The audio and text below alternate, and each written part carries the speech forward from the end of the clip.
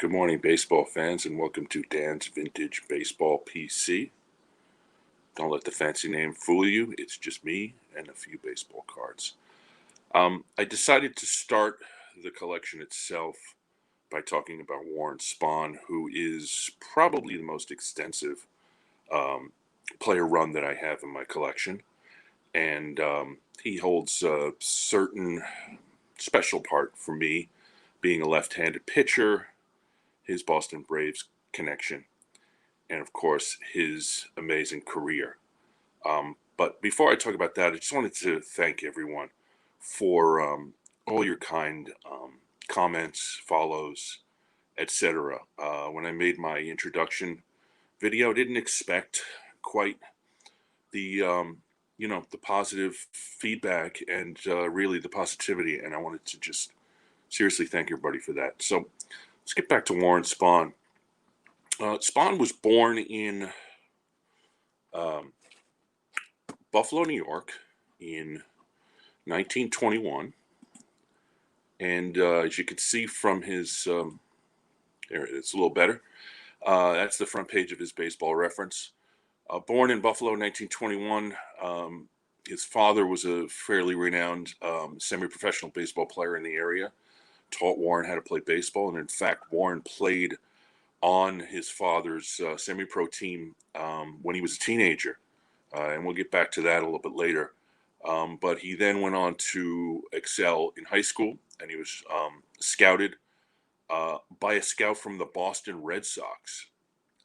And it's an interesting story that Warren Spahn didn't end up on the Red Sox because the scout that was scouting him and wanted to sign him was looking at another player who the Red Sox refused to sign. And so the scout quit his job with the Red Sox, went down to Commonwealth Avenue, made a left-hand turn, and went all the way over to the Boston Braves, and ended up becoming a scout for the Braves, where he signed the player that he wanted to sign, and also Warren Spahn. The player that he wanted to sign was Sibby Sisti, who, as we all know, ended up becoming a member of the Braves. And I want to say goodnight to Sibby Sisti wherever you are.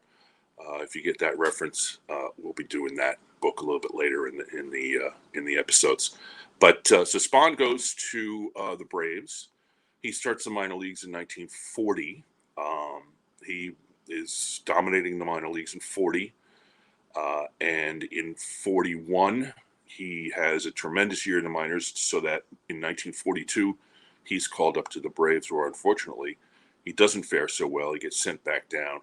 Continues to dominate in the minor leagues, and is at the end of 1942, like most Major League Baseball players, he enlists in the armed services. He is assigned to the Army. He goes down to Oklahoma, where he is assigned to the Army Engineers. He spends most of the next 2.5 years or so stationed in Oklahoma, where he would eventually make his home and meet his wife, and would become an Oklahoman for the rest of his life. In 1945, he is sent to Europe as an Army engineer to back up the troops after D-Day, working their way east through France into Germany. And Warren Spahn ends up getting hit, grazed with 2 bullets at the Battle of the Bulge, which earns him a Purple Heart. And then he ends up getting seriously injured in the fighting in Western Germany on the Rhine River. And he ends up getting a Congressional Medal of Honor, a Bronze Star, Purple Heart, and I believe he also got the Presidential Medal. I believe he got 4 medals. He is the most decorated Major League Baseball player who served in World War II. He ends up staying in Germany as an engineer to, I guess, help and assist in the restructure of the country after the war's over, and returns to the Braves in 1946, mid-season, where he starts pitching, and he does extremely well for the Braves and never looks back. He ends up there's a discussion amongst vintage players about vintage collectors about players who served in the war, and the idea that um, losing 2 or 3 or 4 years to the war, changed the statistics. And of course, the number one um, example of that is Ted Williams, who lost 3 years in World War II and uh, parts of 2 years in the Korean War. And people say, well, if he had been able to play those years, he would have broken Babe Ruth's record, or had 600, 700 home runs, and that's probably a valid point. But Spahn actually took it the other way around and said words to the effect that if he had not been in the war, he would never have been the pitcher that he became. In large part because of his physical strength that he developed in the Army, and also the intangibles like the courage, the fortitude, and just the ability to fight through things. And Spahn attributed his 3.5 years in the Army Engineers for what eventually became perhaps the best left-handed pitcher career in Major League Baseball history. And we could talk a little bit more about that. If you look at his stats, this is his baseball reference page, or what would be the back of his last baseball card. Outstanding numbers throughout his entire career. I mean, we're talking about the left-handed pitcher who has the most wins in Major League Baseball history. He led the league in strikeouts. I believe it's 4 years in a row early in his career. He led the league in wins, I believe, 13 times, 20-game winner, Cy Young, world champion, two-time pennant winner. And he ends up going from the skinny little left-hander who couldn't do anything in 1942 and got sent back down to the minors, to perhaps the most dominant left-handed pitcher of all time. And I mean, there's an argument to be made for Randy Johnson, Lefty Grove, Sandy Koufax. But if you look at the number here, the number WAR, he's got 100 WAR. That is 10th all-time among pitchers, second all-time among left-handed pitchers, eclipsed only by Randy Johnson, who has a WAR of 101. Spahn also obviously has all the traditional stats, wins and ERA and strikeouts. But ultimately, if you say that Randy Johnson pitched in the expansion era, the second expansion era, even into the third expansion era, and Warren Spahn pitched in the major leagues after integration and during the period before, mostly before expansion, you could say that Warren Spahn is perhaps both in traditional stats and in advanced stats the greatest left-handed pitcher of all time. So we're going to move into the cards now, which is why you tuned in. This is a baseball card channel after all. This is a picture of all the flagship cards that I have in my collection for Spahn, which starts with his essentially two rookie cards, really one. The 1948 Bowman is his, I guess, the acknowledged rookie card. The 48-49, oh my God, I can't remember the name of the card. It's a Leaf. It's a Leaf card.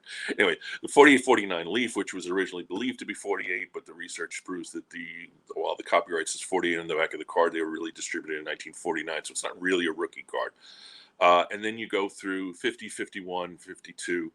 Warren Spahn is in the Bowman line of cards from 48 to 53.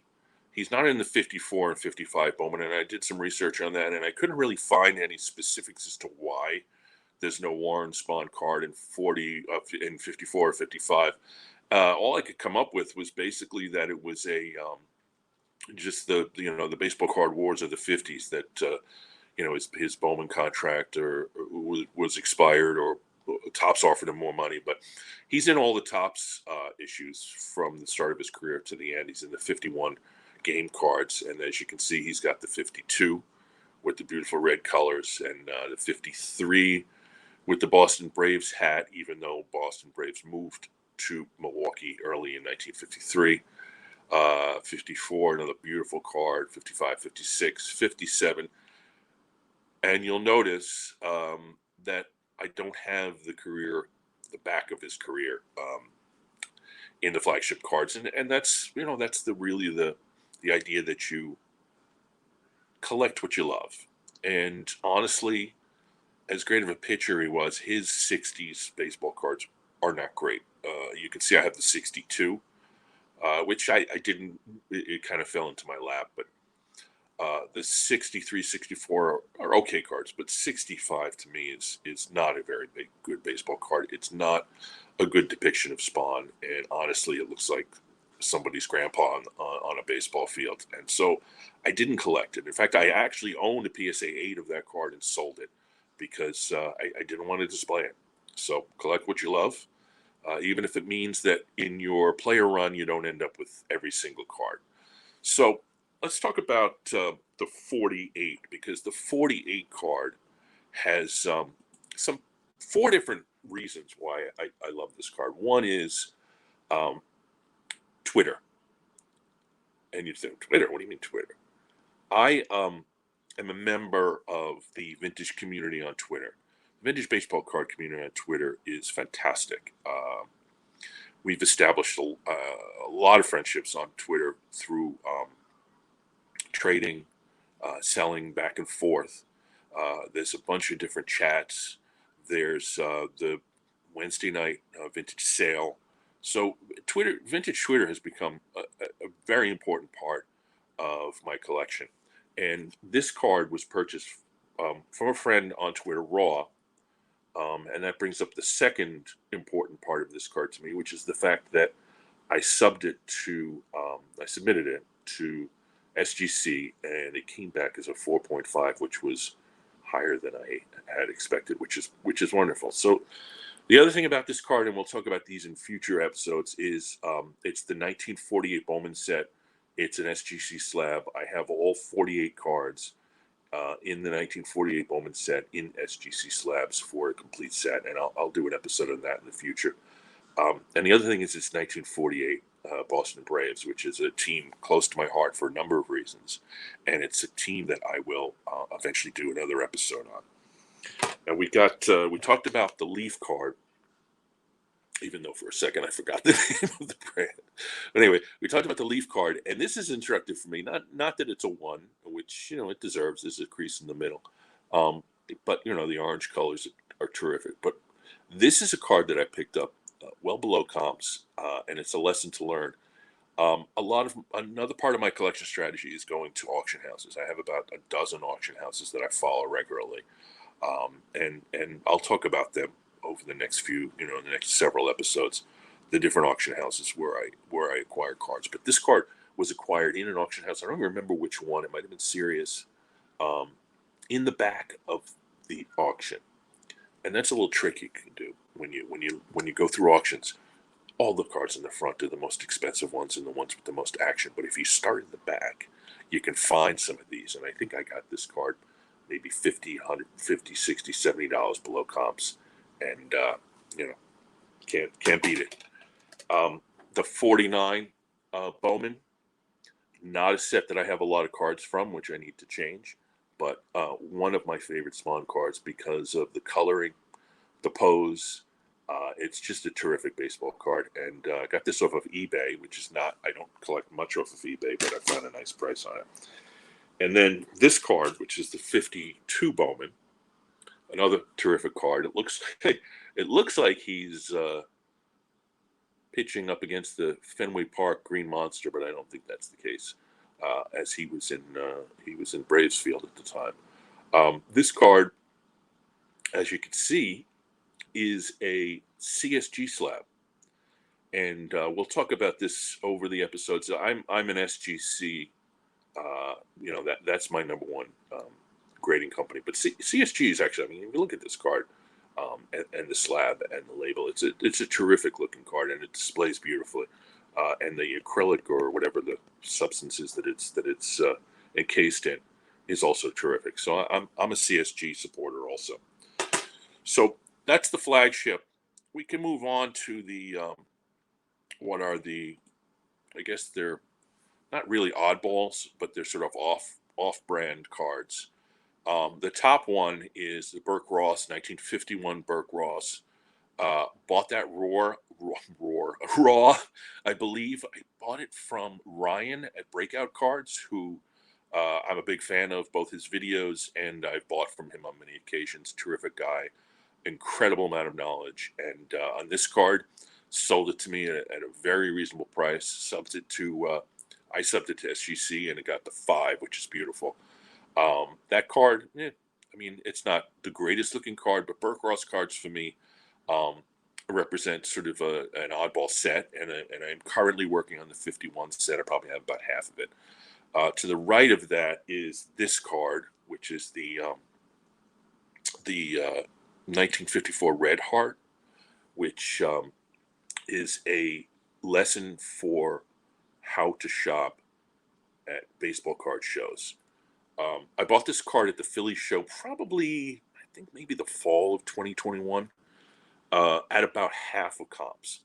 And part of the reason for that was because at the time, the market was exploding in 2021. The baseball card market was just out of control. But the vintage older guys who sell vintage at shows, like sort of the traveling circus of vintage sellers, hadn't quite caught up with that yet. So this card was posted at a price which I did my comps on my iPhone and immediately walked back over to the guy and bought it. And again, beautiful card. Look at this. It's a 7. I don't collect much in the way of BGS, but you can't turn down a 7 that looks like that. And the green color and just the picture, terrific card. Terrific set too, which I unfortunately do not own that many of. And let's go back to the oddballs. So the other cards down there are 2 cards from it's Johnston Cookies. It's 1953 and 54. Johnston Cookies. It was a local Milwaukee area, Wisconsin area cookie company that issued cards for 53 and 54 that only contain Milwaukee Braves. So this 53, which is the one on the left, I'm sorry, the 53 is the one on the right, the more sort of traditional shaped card. That is the first baseball card that has Warren Spahn in a Milwaukee Braves uniform. As you recall, the 53 Bowman and the 53 Tops both have Spahn in Boston Braves uniforms, and that's because the Braves didn't move until I think it was in the spring, sometime in March, they moved to Milwaukee. The 54, as you can see, is sort of an odd-shaped card. I bought both of these raw, submitted them both to SGC, and got grades that were above what I had hoped for. So nice cards. The interesting thing about the 54 is that there's a Hank Aaron in there, which is sort of Hank Aaron's alternative rookie card, and it does not cost what the Topps does, and it's a perfectly wonderful card. On the right is the Scoops, not something that I collect. I think that's actually my only Scoops card, but it was offered to me at a very reasonable price. It's a PSA 8, and I thought it was a cool addition to the Spahn collection. It's the no-hitter that he threw. I think he threw 2 no-hitters. Now here are the oversized cards. On the bottom right is the Univision, which is, interestingly enough, a record, meaning a playing record. You can play on a turntable. Bought that, I think, for $10. I didn't get it graded. I don't think I'm ever going to get it graded. It's just kind of an oddball. But the nice part about it is the little dot in the middle is not pushed out. Like if you were going to play it on a turntable, you'd need to push that dot out. I don't own a turntable currently, so I haven't listened to it, and I probably won't, but it's supposed to be the Warren Spahn story. To the left of that is the 1964 Topps Giants. I did not collect this card individually. It's part of the set. I have the complete set. I'll probably do an episode on that in the future. And the card above that, which, let me see if I can get this fully on the screen. Yeah, that's a little bigger. It's the 1954 Spick and Span. It's an oversized card, but if you look at the picture, it's absolutely amazing. It's like this. It's him in the middle of his windup with the leg at the top. And honestly, I saw this thing. I bought it. I'm pretty sure I bought it on Collector Connection auction house. It was a little pricey, but it's worth it. And so Spick and Span, I thought when I bought this card that it was Spick and Span like the back when I was a kid. It was like a box of cleaning, like a abrasive cleaner. But Spick and Span ends up being a Milwaukee dry cleaner or something, and they issued cards in 54, 55, and 56. And again, Hank Aaron is in that set, so it's another alternative rookie, and these are not easy to find. So to get this card in this quality at what was a reasonable price, absolutely couldn't turn it down. So that is the Spahn collection. Couple of things about Spahn. I'll go back to the this, which is Hall of Fame inducted as a player in 1973. Interesting that he retired at the end of the 65 season, but didn't go in until 73. If he was eligible in 66 as a first ballot Hall of Famer, he should have gone in 1971. And in fact, he was a first ballot Hall of Famer. And the reason is because Warren Spahn pitched a game in Mexico in 1966 in the Mexican League, and in 1967 he became a coach for the St. Louis Cardinals and pitched in 3 games for the Cardinals AAA affiliate. He didn't do very well, but he was 45 or 46 years old pitching in 1967. And if you call back to the beginning of the video, when he was playing with his father in semi-pro baseball in Buffalo in the mid-1930s. That means that Warren Spahn played in the 1930s, 40s, 50s, and 60s, and into the age of 45 years old in 1967. So he having pitched in a professional game in 67, he wasn't eligible until 68, and then his 5-year period expired in 1973, and he was obviously a first ballot Hall of Famer. The other thing I want to talk about with Spahn is, I forgot these. Oh, these are 2 pretty cool parts of my Spahn collection. The one on the top is the 1948 Braves, which I talked about before. I'm going to do an entire episode on the 1948 Braves. Fascinating team, and also a significant family connection to this team, which I can talk about from all the way back in the 40s to up until the present day. And then below that is a season pass, which PSA graded season pass from the 1944 season, although Spahn was still in the armed services in 1944. It's just a terrific looking piece, and I couldn't turn it down. So this is the last thing I wanted to talk about with Spahn, and this is the book about the greatest game ever pitched. As a 42-year-old on July 2nd, 1963, Warren Spahn and the young Juan Marichal hooked up in a game that went 16 innings scoreless. Both of them pitched the entire game. Marichal went the full 16. Spahn did not go the full 16 because he gave up in the bottom of the 16th inning. He gave up a home run, which was a walk-off. And of course, the player who hit it was Willie Mays. So, I mean, this is the greatest game ever pitched. It's a book. Honestly, I've not read the book, but I just wanted to get a little picture of it to talk about this game because it's probably well titled The Greatest Game Ever Pitched. And I would encourage people to take a look at that. So that's my Warren Spahn collection. That's the little history of Warren Spahn himself. I plan on being back next Saturday with a video, and I've arranged for a super collector of Roberto Clemente, which I'm really excited about. So tune in again. Thank you again for all those wonderful comments and for the subscriptions, and we'll see you soon.